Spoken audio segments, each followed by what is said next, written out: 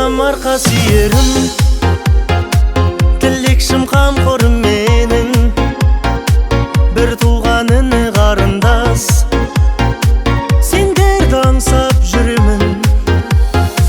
Отбасым ол қызым жарым, сендерге арналған барым, гүлденер думанды бағым, сендер деп атады таңым.